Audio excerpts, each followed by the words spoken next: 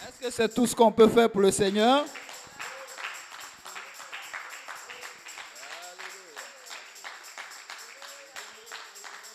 Alléluia, alléluia, alléluia, alléluia. Gloire soit rendue au Seigneur. Papa, je te loue, je te rends grâce, Seigneur. Déverse ton onction sur ce peuple, éternel Dieu Tout-Puissant. Papa, viens prendre le contrôle, Seigneur, que je disparaisse, que toi tu apparaisses, Seigneur. Fais ministère dans le cœur, Papa, éternel Dieu Tout-Puissant. Et Papa, révèle-nous encore tes écritures, Seigneur, que tout ce qui se accroche, Papa, que tu les ramènes dans la vérité et que toute la gloire te revienne. Au nom puissant de Jésus. Que tout le monde dise au nom de Jésus. Au nom de Jésus. Au nom de Jésus. Alléluia. Vous pouvez vous asseoir. Amen. Le Seigneur est bon, n'est-ce pas? C'est tout un honneur pour moi, n'est-ce pas, d'être vraiment d'être devant vous.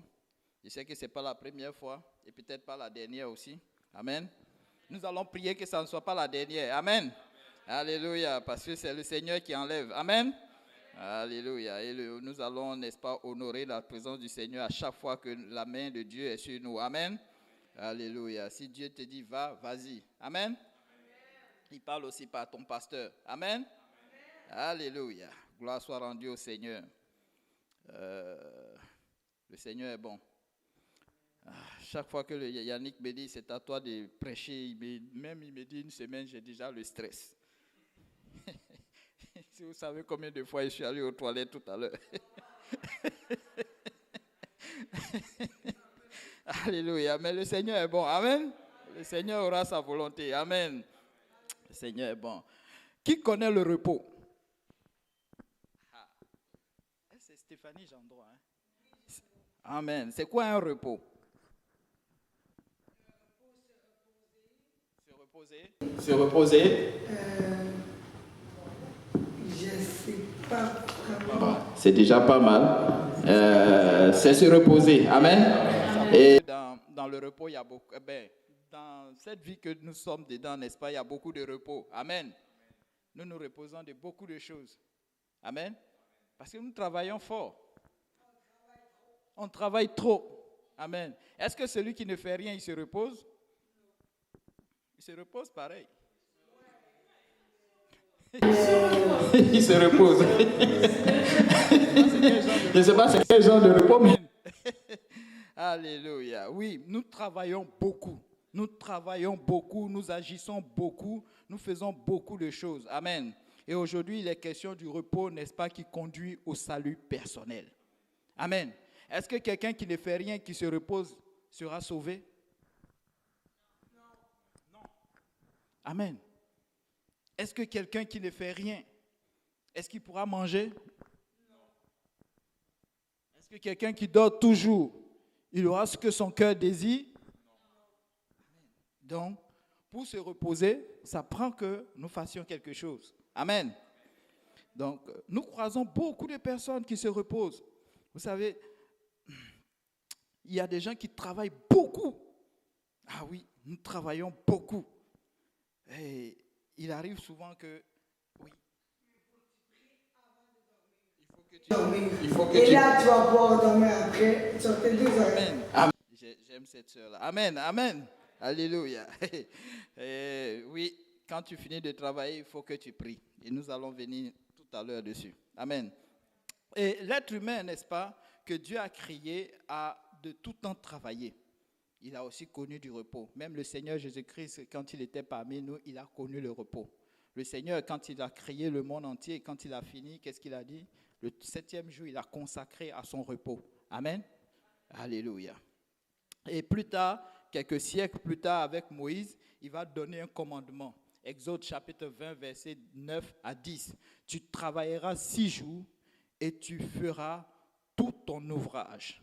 Mais le 7e jour est le jour du repos de l'Éternel, ton Dieu.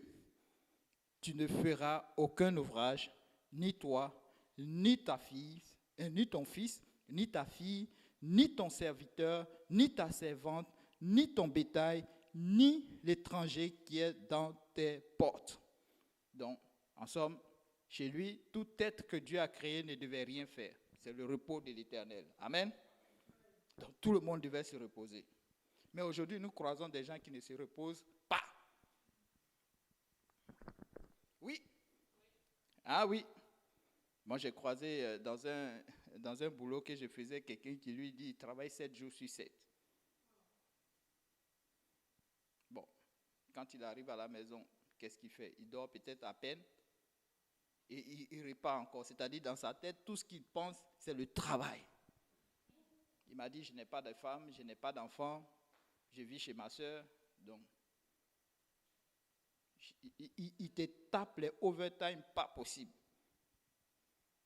J'ai appris que le monsieur est décédé.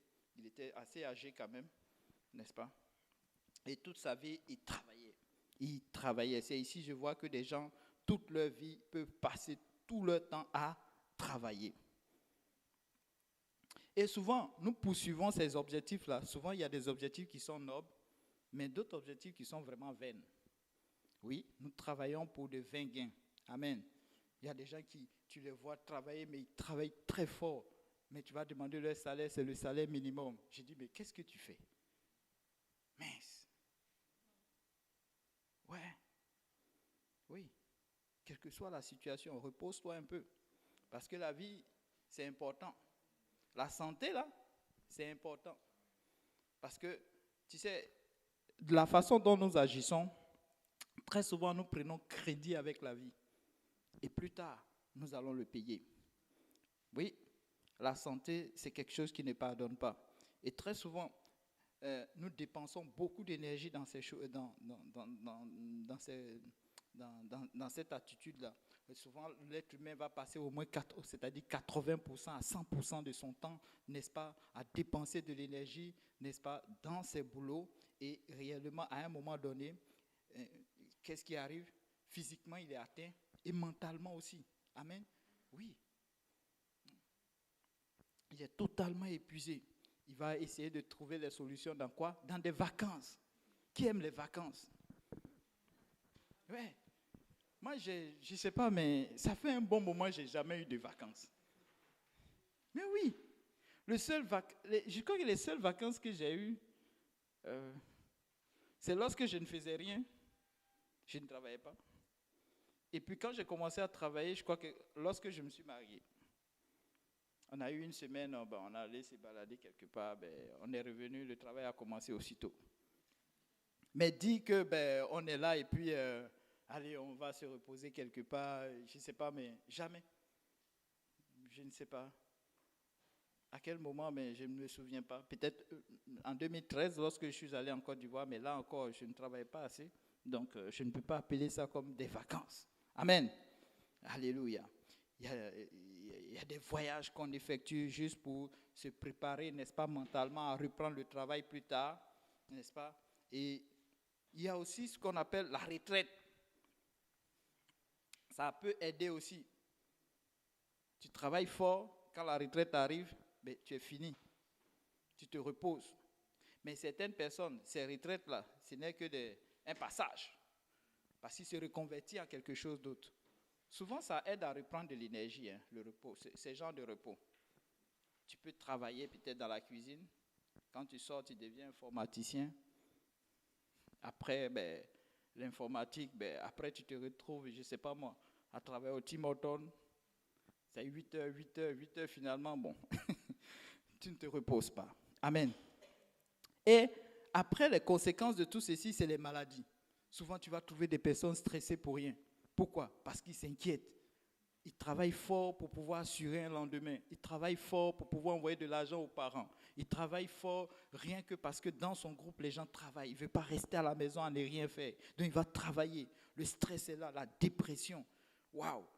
C'est énorme que je vois des gens dépressifs dans ce pays. Je n'ai jamais vu une quantité de...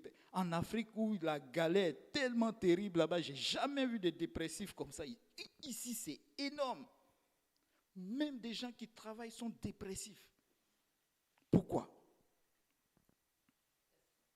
Le stress. Souvent, des gens ont des maladies qu'on recherche, on ne voit pas. Généralement, c'est la fatigue générale. Il est fatigué. Le corps ne suit plus. Il réfléchit trop. Quand il quitte ce boulot, il rentre chez lui, il réfléchit encore. Il réfléchit à quoi? Pour gagner quoi? On ne sait pas. Mais vous savez quoi? Ça, c'est bon. Tu es encore en vie. Tu es là. Demain matin, la situation peut changer. Mais il y a un autre repos qu'on appelle le repos éternel. Ça, ce n'est pas le repos de Dieu, mais on appelle le repos éternel. Éternel, ça veut dire tu ne reviens plus. Quand tu t'en vas, tu te reposes, là, c'est pour de bon. Et vous voyez, le repos dont je parlais en début, les gens investissent là-dedans. Ils vont travailler fort, ils vont mettre de l'argent de côté. Tout dernièrement, je parlais avec quelqu'un qui lui, il a décidé, lui et sa femme, de ne pas avoir d'enfants. J'ai dit, mais pourquoi? Il dit, lui, non, il a arrêté l'affaire et tout ça. J'ai dit, mais tu n'as pas d'enfant, mais pourquoi tu veux forcément? Il dit, sa femme suit un doctorat, lui-même, il vient de finir, il doit travailler, ils ont 3 chiens. J'ai arrêté la conversation. J'ai dit, au revoir, monsieur. Non, mais c'est décourageant. Comment? J'ai cru que, peut-être que les circonstances de la vie ont fait que, il ne peut pas avoir. Tu comprends? Physiquement, ou je ne sais pas moi, quelque chose s'est passé et puis il ne veut pas avoir. Il va décider comme ça, de se retirer. Mais là, c'est... j'ai 40 ans, ma femme a 42 ans, on a 3 chiens, on vient d'acheter une maison, un condo. On n'est pas dans le même monde. Mais c'est un repos qui est sans retour, vous savez. Et quand nous investissons beaucoup de temps dans ces genres de repos, n'est-ce pas, nous pouvons encore avoir le temps, n'est-ce pas, de revenir, n'est-ce pas, sur des décisions que nous avons prises. Mais ce dont aujourd'hui nous allons parler, c'est le repos éternel. Ce repos éternel, il n'y a plus de retour. Alors, quel investissement nous faisons? Si nous ne devons pas revenir, vous savez, les gens du monde, qu'est-ce qu'ils font? Ils amènent leurs enfants à l'école, ils travaillent fort, ils font les choses, tous même d'ailleurs. Nous voulons un bel avenir pour nos enfants, nous voulons que nos parents soient bien, ils soient bien soignés, nous voulons les cliniques, les ceci, les cela. Vous voyez, et pour cela, nous allons travailler fort. Mais une chose, quand vient le temps, n'est-ce pas, de céder l'héritage, nous faisons cette passation-là. Mais l'enfant, lui, va suivre aussi ce même rythme-là. Peut-être même qu'il va jouir de ça, peut-être qu'il ne va même pas jouir. Peut-être les enfants vont peut-être décéder. Mais l'affaire, c'est que nous avançons. Eux, ils nous suivent. Une entreprise que nous avons créée, il va peut-être venir prendre la relève. Mais tout ceci, ça reste ici. Quand nous nous tournons, nous regardons le lendemain des enfants. C'est bien. Ils réussissent dans la voie. Nous sommes fiers. Mais nous, là où nous donnons le dos, ceux qui ont pris cette décision-là, lorsqu'ils tournent le dos à l'éternité, ils ne savent pas ce qui va se passer de l'autre côté. C'est un couloir. La mort est un couloir. Lui, il s'en va dans un repos. Il ne pourra plus venir regarder l'enfant. Peut-être dans sa gestion des biens qu'il le laisse. Il s'en va. Mais il va rendre compte un jour de l'autre côté. Pourquoi? Parce que la vie continue. La Bible nous dit que Dieu a laissé la pensée de l'éternité en l'être humain. Donc tout un chacun de nous, nous avons cette pensée-là que demain matin, il y aura quelque chose. La vie dans laquelle nous sommes, il y a 3 types de personnes. Il y a des gens qui s'en foutent de Dieu. Ils te disent que tout se trouve sur cette terre. Nous allons tout vivre ici, ils vivent tout ici, tout s'arrête là. Pour eux, c'est l'instant. Il y a d'autres aussi qui disent, j'ai bien réussi, mon enfant a réussi, les enfants ont fini l'université, ils travaillent, ils ont des enfants. moi j'ai pris ma retraite, financièrement je suis bien. C'est beau. Et il y a l'autre catégorie de personnes qui s'appellent les chrétiens. Waouh! Ceux-là, ils sont tenaces. Ils travaillent. Mais les soirs à 19h, ils sont ici. Amen. Et tout le monde se pose la question, qu'est-ce qu'ils investissent encore? Pourquoi ils investissent autant de temps dans ce petit livre noir-là? Qu'est-ce qu'ils font? Ils sont même étonnés. Mais nous préparons notre futur. Eux, ils préparent leur futur d'une certaine façon, mais nous préparons notre futur d'une autre façon. Amen. Oui. Nous préparons notre futur d'une... Non, nous n'allons pas laisser à nos enfants des maisons seulement. Si Dieu m'a béni avec une maison, je vais laisser à Yokebed. Bon, on va diminuer les dettes. Amen. Mais la route continue. Paul nous dit, c'est Paul, non, qui nous dit que si nous espérons seulement à cette vie-là, nous sommes malheureux. C'est pourquoi nous devons avancer. Mais nous devons faire un bon investissement. L'argent, c'est bon. Ça construit, ça fait ceci. Mais ça s'arrête là. Mais la vie continue.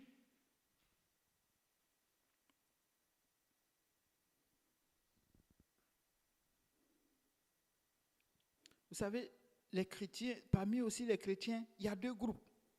Il y a ceux qui s'appellent, ceux qui ont, n'est-ce pas, les religieux. Et puis il y a ceux qui investissent pour le royaume dont je parlais. Leur espérance, un jour, c'est que leurs yeux verront le Créateur de toutes choses. Vous savez, quand un chrétien a cette espérance, il s'en fout de rien. Je ne sais pas si c'est bien dit, mais c'est-à-dire que sa pensée est déjà sur le repos de l'Éternel. C'est-à-dire sa pensée est déjà dans le royaume futur. Il marche déjà avec cette pensée.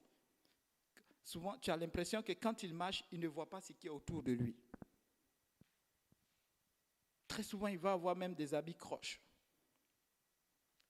Il ne pense pas comme tout le monde. Amen. Ça, c'est quelqu'un qui investit pour, n'est-ce pas, pour l'éternité. Vous savez quoi? Dieu a une parole pour tel type de personne. Dans Jérémie 29, verset 11. « Car je connais les projets que j'ai formés sur vous, dit l'Éternel, des projets de paix et non de malheur, afin de vous donner un avenir et de l'espérance. » Vous savez, c'est important ces choses. Quand le chrétien poursuit ces genres de choses, ce n'est pas parce que ce n'est pas pour une vaine gloire. Lorsque nous nous mettons dans cette maison tous les jours à 19h, Yannick parlait tantôt d'études bibliques, nous lisons la Bible, nous faisons ceci. Ce n'est pas pour une vaine gloire. Nous avons une espérance. Amen. Le chrétien a une espérance. Dans Romains 5, verset 5, « Or l'espérance ne trompe point, parce que l'amour de Dieu est répandu dans nos cœurs par le Saint-Esprit qui nous a été donné. » Donc nous avons reçu un Saint-Esprit. Le Saint-Esprit, c'est pour nous rassurer. Donc quand on devient chrétien, c'est pourquoi quand tu deviens chrétien, tu dois t'assurer que, n'est-ce pas, tu parles la langue tous les jours. Amen. Tu dois lire et étudier la Bible, n'est-ce pas, tous les jours. Pourquoi? Pour faire connaître Dieu à tous ceux qui ne connaissent pas le Seigneur. Donc tu dois évangéliser, tu dois leur parler de Christ. Et il doit s'assurer aussi que les gens reçoivent le Saint-Esprit. Parce que le Saint-Esprit, comme Dieu lui-même l'a dit, Jésus l'a dit, qu'il ne va pas laisser les apôtres tout seuls, et même tout le monde. C'est parce que plus tard, il allait faire venir le Saint-Esprit. Et le Saint-Esprit en nous, c'est Dieu en nous. Et chaque fois que tu pries en langue, le Seigneur se révèle, le Saint-Esprit se révèle à toi et tu as cette assurance. Beaucoup de chrétiens qui relâchent, c'est parce qu'ils ne prient plus en langue. Parce que ce feu-là ne brille plus en nous. Parce que quand le feu brûle en nous, qu'est-ce qui arrive? Ça paraît au monde entier. Oui, parce qu'il va te révéler des choses. La Bible nous dit que ceux qui sont conduits par l'Esprit sont quoi? Sont fils de Dieu. Donc tu es différent du monde. Vous savez, les voies de l'Éternel sont étroites, personnelles et universelles. Ce repos dont on est en train de parler. J'ai dit ces voies, mais c'est le repos de l'Éternel. Il est étroit. Ça veut dire que c'est une seule personne qui passe à la fois.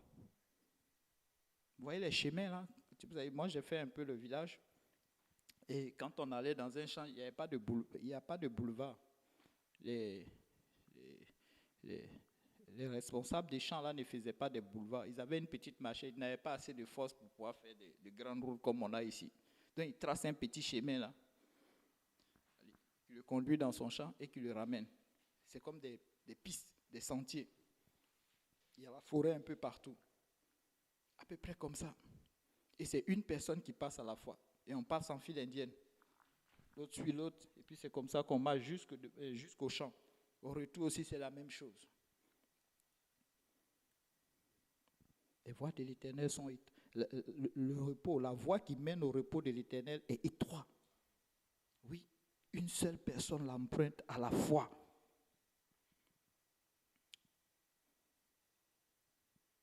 Et il est personnel. Ça veut dire que c'est toi qui décides. Oh, ma mère a prié, c'est bien.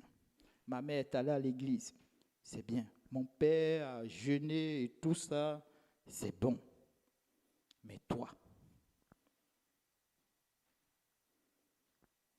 ta mère investit, ton père investit, ton père fait sa part, ton frère fait sa part, ton mari fait sa part, ta femme fait sa part, le pasteur, il fait sa part, le frère Simplice, il fait sa part. C'est chacun. Nous allons prendre cette voie-là pour aller au repos de l'Éternel. Et il est universel. Universel, ça veut dire c'est répandu à tout le monde. L'appel de Dieu, c'est tout le monde.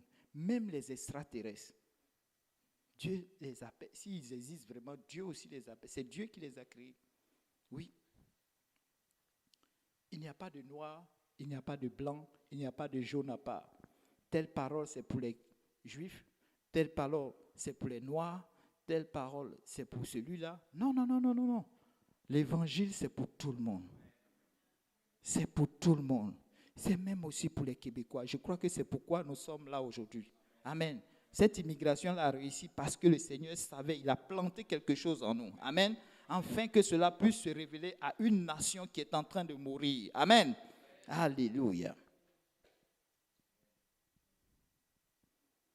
Mais ce repos-là, vous savez, il n'est pas réservé, il est réservé à une catégorie de personnes. Et ces catégories de personnes-là qu'on appelle chrétiens, n'est-ce pas, ils ont une attitude. Ils vont savoir payer le prix. Il y a un prix. On en parlait tantôt. On ne se repose pas gratuitement. Quand quelqu'un se repose, ça veut dire qu'il est fatigué. On disait que Jésus, n'est-ce pas, il dormait dans la barque. Alléluia. Lui, Jésus, il dormait. On se disait, mais oh, Jésus dort. Waouh. Lui, Dieu, bon. Oui, la chair était faible. Donc, ne me dis pas que toi, tu es assez tellement fort là, que bon, le repos pour toi, ce n'est rien. J'avais, quand je suivais des études d'informatique, il y avait un professeur camerounais là. Ah, mais ce gars-là, il me disait qu'un être humain, ça dort 3 heures. J'ai dit non. Je pense que j'étais le seul à crier non, non. Non, c'est pas vrai. Il dit oui.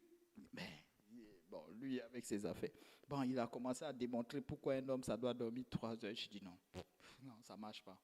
Ah, avec tout ce que j'écoute, tu sais, moi je fais du télétravail. Je dis, quand je finis une journée comme ça, je suis comme fini. C'est comme si on m'a... Vous savez, c'est pourquoi tous les matins, c'est Karine, continuons de prier les matins. Oh! Non, cette affaire-là, c'est spirituel, Yannick. Je me disais que j'avais tout vu à Maxi. Tu sais, Maxi, j'ai travaillé la nuit. Vous voyez, quand vous rentrez à Maxi, vous voyez, tout est propre. le matin, soyez les premiers à rentrer dans un maxi, vous allez voir, tout est propre, bien rangé.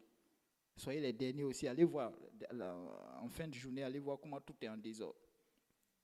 Et nous allons le replacer la nuit, c'était notre travail. Qu'on rentre à 22h comme ça jusqu'au matin. Plusieurs fois, il a failli faire un accident en rentrant. Tellement j'ai dormi au volant. Non, ces boulots-là, ça soigne. Vous savez, non, laissez seulement. Donc je me disais, le télétravail, ça c'est bon, je vais me reposer. Je vais voir ma fille, ma femme, tout le monde. Et puis je pourrais faire tu vois, non, c'est plus facile de faire les services, tu vois. Mais j'ai dit, premier jour, ça allait, deuxième jour. Mais dans ces 2 temps, pouf! À force d'écouter les gens, c'est comme, ils t'épuisent totalement. Quand tu sors de là, tu es comme, je disais à ma femme, je suis fatigué. Il faut qu'on prie. Il n'y a rien de facile, les gars. Il n'y a rien de facile. Donc, quand je sors et puis quelqu'un me demande de l'argent, je le regarde comme ça. Je dis, avec tous les boulots qu'il y a, tu me tends la main. Tu veux pas faire du télétravail. C'est comme tu veux le saisir. Mais bon, le Saint-Esprit. Bon, voilà. Donc, le repos de l'Éternel, chaque être humain va le mériter. Au prix de sacrifices, d'efforts et de souffrances personnelles. Il n'y a pas de gratuité. Tu ne peux pas le céder. Ma mère a prié. Elle avait le Saint-Esprit. Elle va bientôt mourir, je m'en vais. Donne-moi, maman. Donne-moi. Et puis ma mère me passe. Et puis bon, elle meurt. Et puis bon, moi je suis là. Je suis sauvé. Non, il n'y en a pas. C'est pas comme ça. Tu ne peux pas le céder. Ça ne se vend pas. On ne peut pas le prêter aussi. Ça ne se prête pas. C'est pourquoi il y a de ces arguments, ça ne tient pas. Oui, ça ne tient pas. Il y a certains qui croient que, bon, comme ils sont fils de pasteurs, bon, ça va être plus facile pour eux de rentrer au ciel. Non, non. Il y a quelqu'un qui a payé. Il y a quelqu'un qui a fourni l'effort. On va le lire. Vous savez, dans l'Ancien Testament, commencez un peu dans l'Ancien Testament. Dans Genèse chapitre 32, versets 22 à 30. Il se leva de bon matin. On parle de Jacob. La même nuit, prit ses 2 femmes, ses 2 enfants et ses 14 enfants, ses 11 enfants. Il passa le gué de Jacob, de Jabok. Il les prit, fit passer le torrent et les fit passer à tous ceux qui lui appartenaient. Donc il avait toute une grande famille, donc il les a fait passer, ce gué-là. Jacob demeura seul. Là on commence. Vous voyez? Il s'est d'abord séparé de toute sa famille. À un moment de sa vie, il s'est dit, je suis fatigué. Qui connaît un peu l'histoire de Jacob? Vous savez qu'il a été plusieurs fois trompé chez Laban. Il a même eu une deuxième femme, la double portion. Il n'a même pas eu 2 femmes. Il a eu 4 femmes. Mais ce qu'il ne s'attendait pas, n'est-ce pas? Avec plusieurs enfants. Chaque fois, son salaire était changé. Mais regardez là, il a fait passer tous ses enfants et il demeura seul. Alors un homme lutta avec lui jusqu'au lever de l'aurore. Oui. La lutte a commencé de quoi? La veille jusqu'à tôt le matin. Oui, il n'y a rien qui est gratuit. Voyant qu'il ne pouvait le vaincre, cet homme le frappa à l'emboîture de la hanche.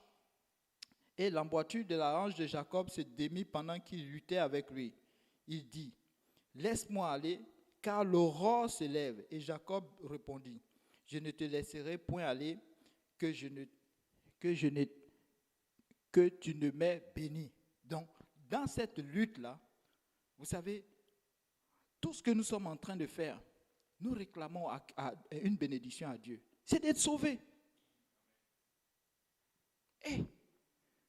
Maman Bibiane, tout ce que tu fais là, la seule chose que tu réclames, c'est toi d'abord être sauvé.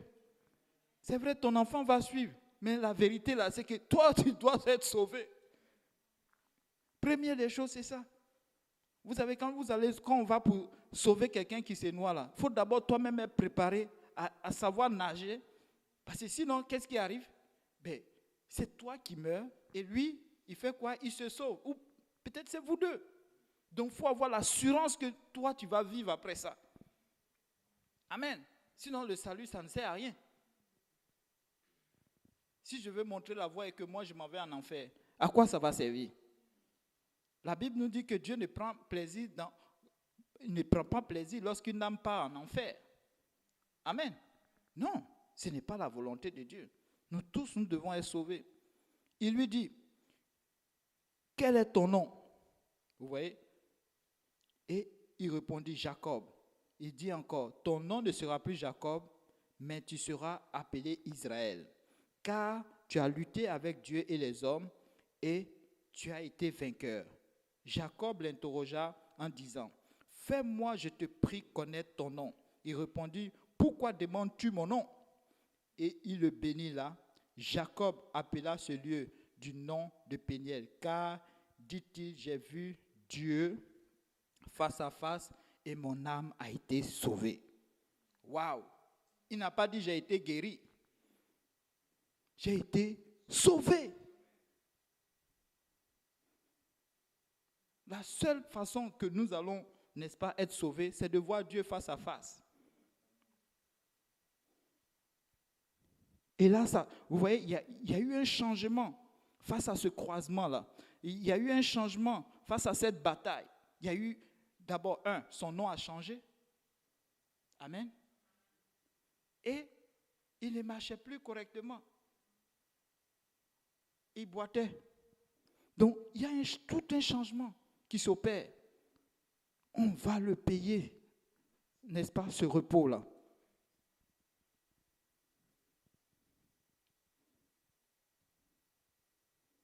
Nous devons le payer.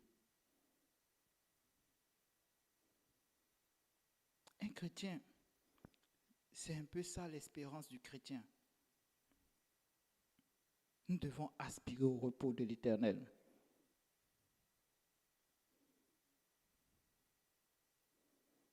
Le livre d'Hébreux nous dit, Hébreux 4, 10, 13, 4, 10, 13, nous dit, car celui qui entre dans le repos de Dieu se repose de ses œuvres, comme Dieu s'est reposé des siennes, efforçons-nous, n'est-ce pas, d'entrer dans ce repos.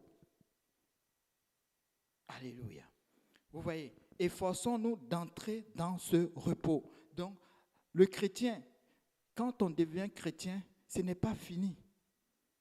On est baptisé, rempli du Saint-Esprit, on doit se battre. C'est une bataille, c'est un renoncement de soi. Ça peut aller loin. Certains vont perdre beaucoup de choses. Certains vont perdre des âmes chères. Amen. Si d'autres même vont aller jusqu'à perdre leur famille. Je vous le dis. Parce que si tu n'as pas la même vision que si ta famille n'a pas la même vision que toi, mais qu'est-ce qui se passe? Tu vas devoir trancher. Si quelqu'un devient un boulet pour toi, qu'est-ce qui arrive? Mais tu vas devoir trancher. Amen. Oui. Afin que personne ne tombe en donnant le même exemple de désobéissance. Parce qu'à force de les traîner, qu'est-ce qui va arriver? C'est la désobéissance qui va s'aimer en toi. Tu tires quelque chose quand ça ne marche pas. Tu tires, ça ne marche pas. Tu tires, ça ne marche pas. Qu'est-ce qui arrive? Tu commences à te plaindre. Tu commences à te plaindre. Et là, ça retarde ta marche. Et qu'est-ce qui arrive? La désobéissance, ça va sonner. Un être humain, on se connaît. Plus ça énerve, plus la rébellion prend. Vous avez vu en Haïti, plus ça les énervait, ils se sont dit, bon, nous rentrons en rébellion. On tue le chef. Boum. Et puis tous ils ramassent les armes et prennent le maquis. Tout le monde se balade avec les armes. La rébellion. Pourtant, c'était aussi simple. Quand Dieu dit que si tu laisses ta famille, je vais te donner une autre famille. Quand Dieu te dit que fais de moi, n'est-ce pas, fais de moi le premier dans ta vie. Ce n'est pas pour rien. Souvent, les sentiments sont tels que D'autres même sont prêts à lâcher le Seigneur, n'est-ce pas, pour sauver, courir auprès de cette famille-là. Mais je te dis, demain matin, quand nous allons reprendre, n'est-ce pas, demain matin, lorsque tu vas te retrouver à la porte du Seigneur, oh non, Seigneur, c'était ma famille. Mais il va dire, mais entre ta famille et moi, qui sauve? Tu as beaucoup de sentiments. Oh, il y a une affaire qui me vient dans la tête. Au début quand je commençais ma conversion, je suis tombé sur une famille, je ne sais pas, ils venaient de l'Afrique de l'Est. Ah, c'était très triste. La fille est venue ici, elle était toute seule. Après, sa soeur venait la rejoindre et elle venait de temps en temps à l'église et on lui parlait du Seigneur. Je ne sais même pas qu'est-ce qui s'est passé, mais la fille avait un problème. Donc, quand sa sœur est venue, elle est allée à l'université. La fille, elle a eu une rencontre avec un monsieur et elle a accouché. Bon, je n'ai pas compris pourquoi le monsieur n'était pas là. Je n'ai jamais croisé le monsieur, mais elle vivait avec sa sœur. Mais en cours de route, de vie, la fille, elle partait régulièrement à l'hôpital. Moi, je ne savais pas pourquoi.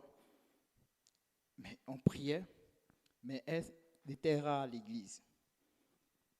Un jour, j'ai appris que la fille est décédée. Ah, c'est triste. J'ai pris le pasteur avec une sœur, on est allé là-bas. J'ai informé le pasteur et on est allé là-bas. Ben, quand on t'explique un peu comment la fille est décédée, c'est vraiment triste. Elle s'est levée un beau matin, comme elle partait régulièrement à l'hôpital. Elle est partie avec sa fille. Sur le lit de l'hôpital, sa fille elle était toute seule. Vous savez, ici au Canada, tu n'as pas de parents. C'est terrible. Avant encore, tu te retrouves toi seul à l'hôpital. Maintenant, c'est plus grave. À cause de la COVID,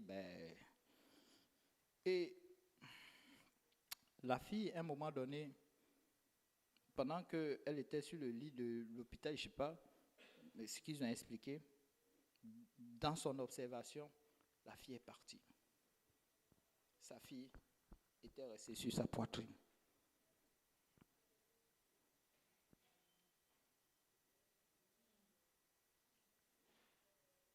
Elle est partie. Dans un repos. Jusqu'au jour de Dieu, je n'ai pas entendu qu'elle est revenue, mais sa fille a grandi. Mais avec d'autres personnes.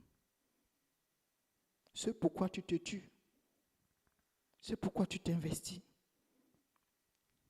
C'est pourquoi on dit, fais attention, parce que tu ne sais pas qui va t'enterrer. Ah oui. C'est pourquoi nous devons être gentils, nous devons être bien avec les gens. Amen. Et la jeune fille qui était à l'école, à l'université, elle ne pouvait pas s'occuper de cette sœur-là. Ils ont dû faire venir, je pense, la grand-mère. Et elle, quand elle est venue, elle a trouvé une autre église. Vous voyez, c'est triste. C'est triste. Où la fille est partie, nous ne savons pas. Vous savez, le jour où j'ai accompagné, bizarrement, je voulais appuyer, parce que j'évangélisais beaucoup la sœur. Donc, quand je suis allé là-bas, bon, vous savez, les évangélistes, ils vont se saisir de chaque action que Dieu leur donne. C'est que tu es là, tu pries, et puis tu te dis, mais Seigneur, comment on fait pour gagner? Comment on fait pour que cette-là se baptise? Comment? Et puis tu vois, il y a une ouverture. Oh, mais non. J'ai attrapé la sœur, j'ai dit, viens avec moi, allons rendre visite à la sœur. Quand elle est arrivée là-bas, elle a entendu la nouvelle. La même journée, elle s'est fait baptiser au nom de Jésus. Elle a tout fait pour recevoir le Saint-Esprit. Mais oui, c'est cela notre espérance. Vous savez, Dieu donne des signes à chaque étape quand nous avançons. Dieu ne peut pas nous laisser comme ça. Cette parole, elle est vivante. Nous sommes en train d'aller dans le repos du Seigneur. Il y a un bel réveil, c'est vrai. Mais si demain nous sortons là et que nous mourons, qu'est-ce qui arrive? Nous devons avoir l'assurance que nous sommes dans le repos du Seigneur. Laurie, c'est pourquoi nous insistons, lorsque les âmes arrivent ici, pour qu'ils reçoivent le Saint-Esprit. Oui. Parce que s'ils n'ont pas le Saint-Esprit, il n'y a pas d'espérance. Vous voyez tous ces bateaux qui sont dehors là, ces grosses bâtisses qui convoient les gens, c'est des religieux. Ils ne savent même pas qu'il y a le Saint-Esprit. Ils ne l'enseignent pas aux gens. Hier, le dimanche, j'étais en train de parler avec un jeune homme. Il me dit non, le Saint-Esprit, ce n'est pas pour tout le monde. Oh! C'est l'enseignement que lui, il a reçu. Peuple de Dieu, nous devons faire le travail du Seigneur. Car la parole de l'Éternel est vivante, efficace, plus tranchante qu'une épée quelconque, à double tranchant, pénétrant jusqu'à partager âme et esprit. Souvent, prie seulement. Tu vois une situation, tu pries. Prie. Invoque la parole de l'Éternel dessus. Dieu est dans sa parole. Prie avec la parole. Dieu va corriger la situation. Oui, Dieu apporte l'assurance. Jointure et moelle. Il juge les sentiments, les pensées du cœur. Vous savez, les pensées du cœur. Tu ne connais pas la personne qui est devant toi. Tu ne connais pas les gens qui sont là. Les gens viennent, ils racontent plein de choses. Mais oui, mais je te dis, la seule chose, c'est notre confiance doit être dans cette parole-là. Amen. Ça doit être dans cette parole-là. Oui. Oh, oui. Dans cette parole. Nulle créature n'est cachée devant le Seigneur. C'est pourquoi nous disons qu'il y a des religieux et il y a ceux qui, n'est-ce pas, accomplissent la parole. Les religieux font ce que, n'est-ce pas, ils font tout pour que tout tourne autour d'eux. Amen. Tout tourne autour d'eux. Sans eux, rien ne bouge. Ils ne vont pas rentrer dans la parole. Jésus lui-même disait aux apôtres, méfiez-vous, n'est-ce pas, de l'enseignement de qui? Des pharisiens et même des sadducéens. Pourquoi? Parce qu'ils n'enseignaient pas la pleine parole. Ils disaient des choses, mais eux-mêmes faisaient autre chose. Ils s'habillaient en habit blanc. Et il y en a plein. Oui, il y en a plein dans les rues aujourd'hui. Les faux prophètes, les faux frères. Tout est nu devant le Seigneur. Le Seigneur juge les sentiments. Il n'y a rien qui est caché à ses yeux. Aujourd'hui, vous êtes assis là, chacun de nous. Si tu fais vraiment le travail du Seigneur, c'est pourquoi personne ne va se retrouver à une place où il va dire « Oh, le Seigneur m'a oublié » ou bien « Nous sommes là ». Souvent, il y a des questions qui reviennent. Et mon grand-père qui n'avait pas reçu le Saint-Esprit, et qui n'avait pas personne, est-ce que quelqu'un est allé lui parler? Nous ne savons pas. Dieu a cette terre-là dans ses mains. Peut-être qu'il a multiplié des reprises là-bas. Des gens qui sont passés là. Moi, je me rappelle que des gens sont venus chez moi à la maison. Et ils m'ont enseigné, ils m'ont demandé,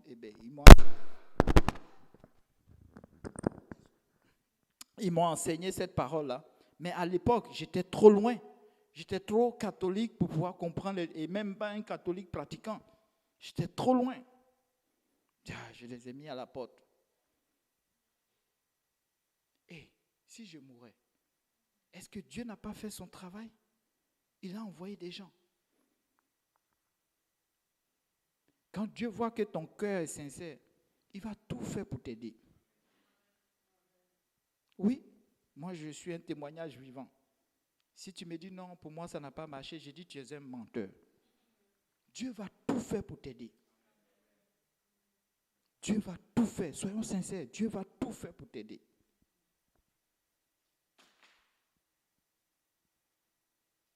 Vous savez, dans Ézéchiel 18:4, voici toute âme sont à moi, l'âme du Fils comme l'âme du Père.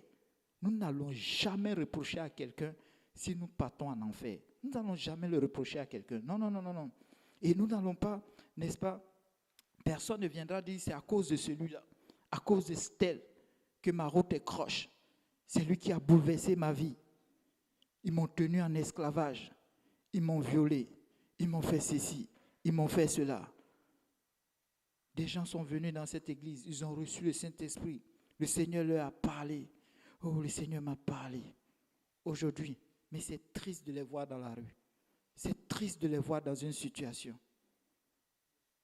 Pire que lorsqu'ils rentraient. Et là, tu diras que le Seigneur, n'est-ce pas, ne t'a pas tendu la main.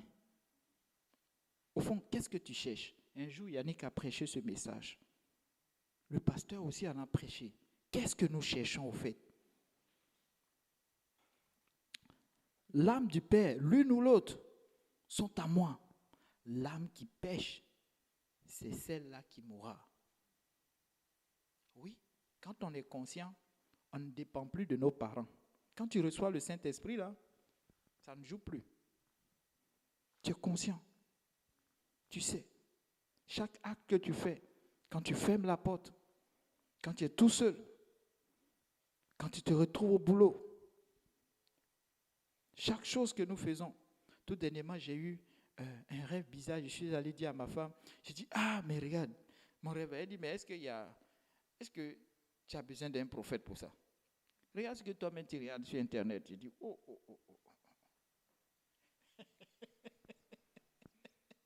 Tu vois, il y a de ces paroles-là, c'est très direct. Tu sens que c'est, tu sais, il y a de ces choses, on te dit, bah, tu as dit, bon, ça c'est l'être humain.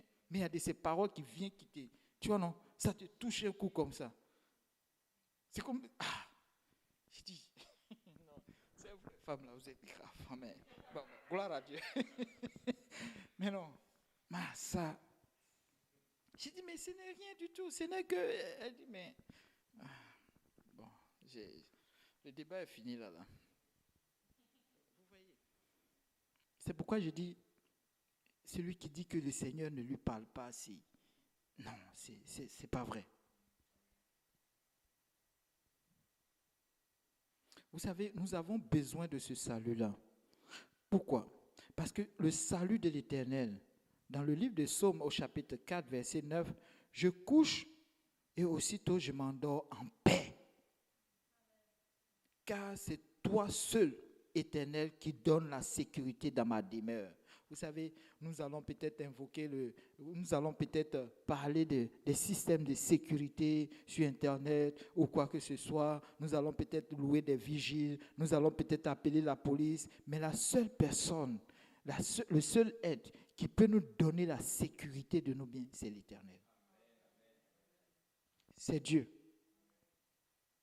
Oui, c'est Dieu. C'est pourquoi en tout temps nous devons l'invoquer. Le repos dont je cherche, il n'y a pas autre part que je peux le trouver si ce n'est dans l'Éternel. C'est pourquoi je disais à Sœur Karine, continuons de prier le matin et même le soir. Parce que cette force qui te quitte, ce n'est pas anodin. Non, ce n'est pas quelque chose qui est comme du genre le hasard. Dans la parole de Dieu, il n'y a pas de hasard. Il y a quelque chose quelque part. Et tu as besoin de renouveler tes forces. Alléluia. Et c'est dans la parole de Dieu. Amen. Le Seigneur lui-même le dit. Il dit, je vous dis cela afin que vous ayez la paix en moi. Vous aurez à souffrir dans le monde. Enfin, mais prenez courage, j'ai vaincu le monde. J'ai vaincu le monde. Tout ça, ce sont des paroles d'espoir. Oh Laurie, tu dois mettre ton espoir dans le Seigneur. Quand tu vois que ça ne va pas, ne cherche pas à courir autre chose. Ne cherche pas à aller là ou ça. Ou non. Fléchis genoux et commence à prier le Seigneur. Commence à prier avec le peu que tu sais. Le Seigneur va te relever. Oh, alléluia. Oh non. Le Seigneur va le faire. Notre espoir, c'est le Seigneur. Nous devons rentrer dans le repos du Seigneur. Nous devons. Avec tout ce qui se passe là, nous devons. Un chrétien a de l'espérance. Un chrétien a de l'espérance. Non.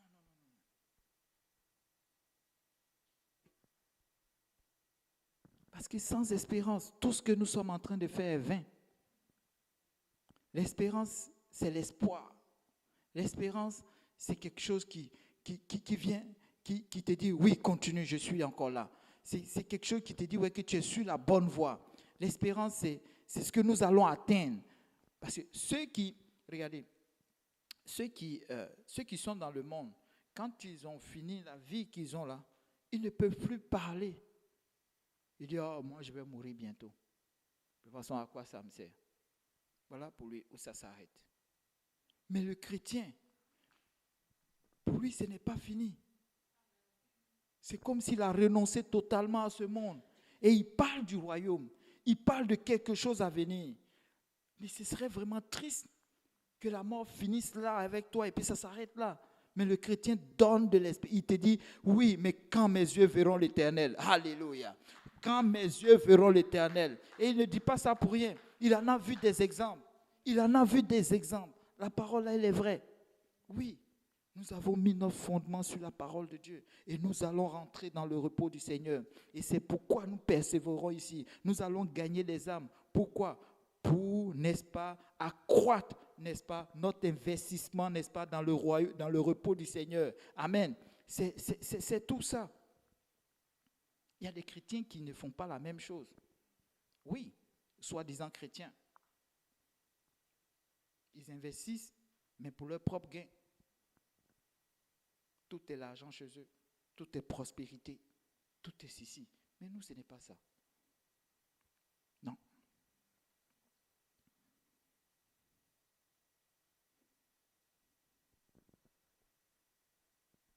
Nous confions en celui qui peut nous sauver.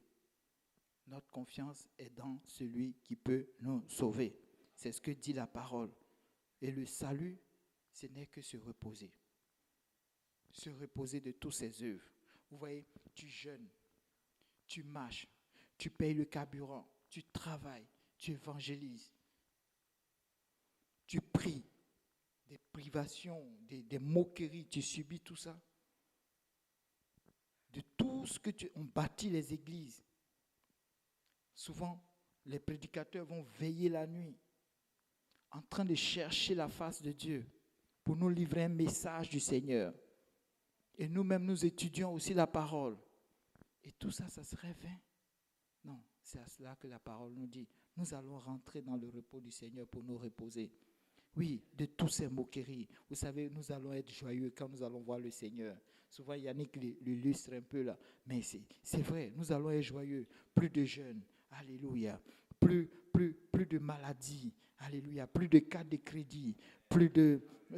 est-ce que ma jupe est longue? Est-ce que ma jupe est comme ceci? Est-ce que je suis bien habillé? Oh, qui prendra soin de mon enfant? Oh, mon mari, qu'est-ce qu'il fait aujourd'hui? Non, il n'y aura plus de tout ça. Tous nos yeux seront sur l'Éternel. Alléluia. Et c'est cette espérance-là que nous cherchons. Alléluia. Que Dieu vous bénisse.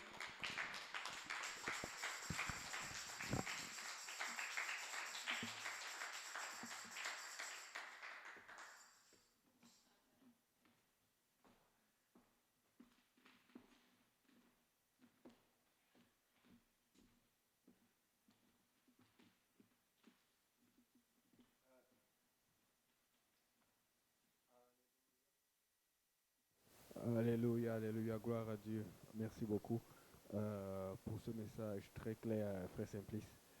Il a dit quelque chose qui a vraiment allumé mon attention. Vous savez, des fois quand tu écoutes une prédication, et ça que j'aime beaucoup écouter les prédications du pasteur Graham, pasteur Benji, pasteur Kauzi, parce que ça me donne beaucoup d'idées et puis le Seigneur t'instruit sur une chose. Il a parlé d'une maman qui avait le Saint-Esprit et d'une fille ou de quelqu'un de la famille qui serait éventuellement venu, oh, là c'est chaud maman, j'ai besoin. Il a dit ça ne marche pas comme ça. Et ça m'a ouvert les yeux sur, vous savez, la parabole des saints folles et des saints sages. Je n'ai jamais vu ça comme ça. La Bible disait que les saints folles avaient aussi de l'huile, les saints sages avaient de l'huile, mais les sages en ont gardé en plus. Et elles faisaient plus d'efforts. C'est difficile de garder, c'est fatigant de garder, c'est angoissant de garder. Et puis les gens disent, oh, vous êtes vieille, vous pensez seulement à ça. Il faut que vous allez faire autre chose. Mais elles ont gardé de l'huile. Amen. Maintenant, la Bible nous dit que quand l'époux est venu, là, il fallait aller voir l'époux. Et les folles ont demandé de l'huile aux sages. Les sages ont dit, non, nous n'en aurons pas autant. Et voilà là où ma tête a été ouverte. Mais l'huile, c'est pourquoi? C'est pour allumer la lampe. Parce que l'époux ne venait pas... Dieu est venu vers nous maintenant. Maintenant, c'est nous qui allons aller vers lui. Et donc, il fallait se rendre là où l'époux était, quand on a entendu parler de l'époux, parce que la porte était ouverte. Mais il fallait arriver à temps. Mais il faut comprendre ceci, c'est que, sûrement, les lampes allaient permettre d'éclairer le chemin. Ta parole est une lampe à mes pieds. Et n'ayant pas l'assurance que l'huile allait suffire pour elles-mêmes, alors qu'elles-mêmes elles ont déjà leur bataille, elles ont dit non. Nous, on s'occupe. Et ça me fait penser à ce qu'il a dit. pense d'abord à ton salut. N'ayez pas peur pour vos familles. Je vous dis, quand Dieu te voit souffrir, il y a beaucoup de choses que nos frères, nos soeurs, nos proches ne font pas. Pas nécessairement parce qu'ils ne craignent pas Dieu, mais juste parce qu'ils nous regardent. Ils disent non, non, lui là, s'il ne lâche pas là, je ne vais pas quand même faire cela. Nous les protégeons de beaucoup de choses. Et donc, c'est ça, j'avais l'habitude. Elles savaient comment avoir leur huile, comment faire leur huile. Mais les autres folles étaient confortables parce qu'elles étaient toujours à côté des sages. Et c'est ça l'église aujourd'hui. Les fous et les sages sont ensemble. Les folles et les sages sont ensemble. Mais pendant ce temps, Dieu avertit toujours. Sages, continuez de vous concentrer. Folles, arrêtez de niaiser. Et c'est ce qui va arriver quand Dieu va revenir. Ceux qui sont en train de niaiser ne vont pas savoir comment faire pour pouvoir arriver au ciel parce qu'ils profitaient de la présence des autres, le combat des autres, la bataille des autres, l'intercession des autres. Et ça fait de la place parce que le diable ne peut pas t'en protéger parce que Dieu sait que si il perd les folles et qu'elles sont hors de l'église, c'est fini. Mieux vaut que tu sois dans l'église. Amen. Faisons attention. Je ne vais pas accuser quelqu'un de sage ou de faux, mais je vais dire fais attention. Regarde là où tu es aujourd'hui.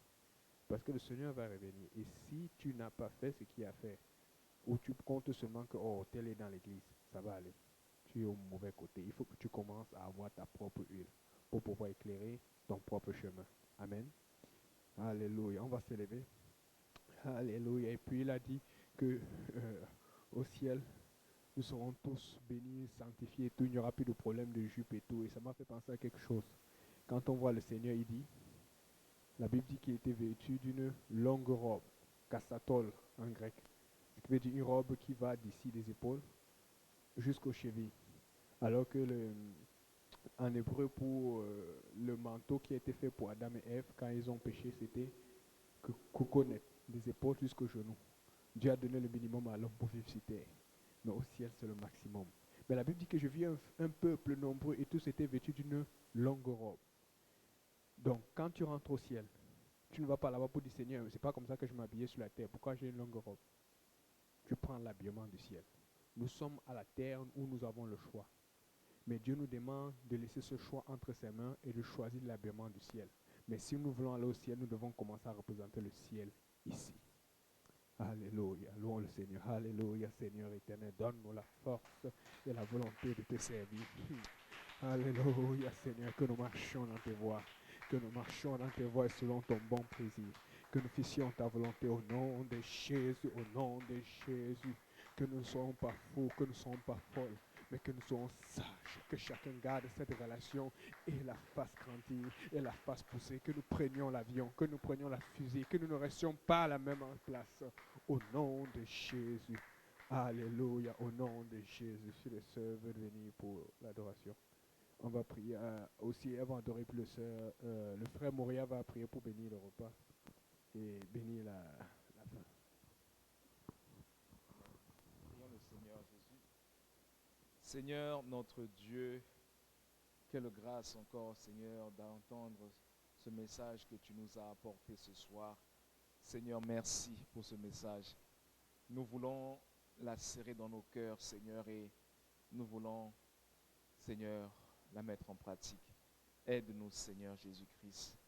Nous ne voulons pas repartir d'ici en oubliant ce que tu nous as enseigné ce soir, mais nous voulons que cette parole que nous avons entendue et que ceux qui ont entendu en ligne aussi, Seigneur, que nous puissions tous ensemble, Seigneur, la garder et la mettre en pratique. Nous te prions pour le repas, Seigneur. Sanctifie-le dans le nom de Jésus.